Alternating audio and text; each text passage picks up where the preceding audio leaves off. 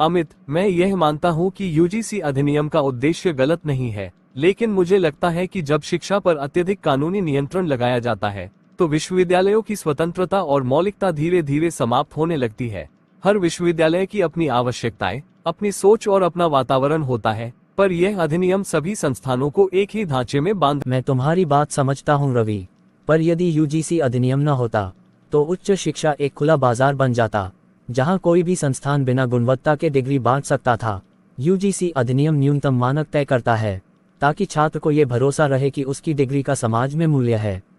मानक आवश्यक है, इसमें कोई संदेह नहीं, लेकिन जब पाठ्यक्रम, शिक्षक नियुक्ति और शैक्षणिक नियम सब कुछ केंद्रीय स्तर पर तय होने लगता है तो नवाचार के लिए स्थान बहुत सीमित रह जाता है।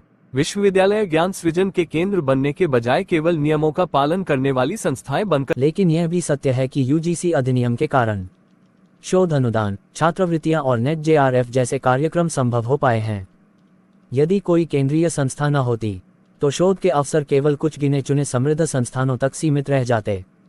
शोध के लिए सहायता महत्वपूर्ण है, लेकिन उसी प्रक्रिया में नौकरशाही इतनी बढ़ जाती है कि कई अच्छे विचार फाइलों में ही दबकर रह जाते हैं।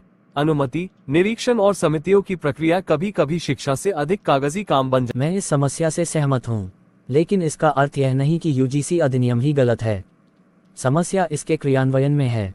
यदि कोई नियामक व्यवस्था न हो तो नकली विश्वविद्यालय और निम्न गुणवत्ता वाली डिग्रियां छात्रों के भविष्य के साथ खिलवाड़ करेगी। मेरा भय यही है अमित, कि जब शक्ति एक ही संस्था में केंद्रित हो जाती है तो एक गलत निर्णय पूरे शिक्षा तंत्र को प्रभावित कर सकता है। संस्थागत स्वायत्ता घटती जा रही है और शिक्षक भी केवल पाठ्यक्रम पूरा करने तक सीमित होते जा। शायद सच्चाई इन दोनों विचारों के बीच कहीं है।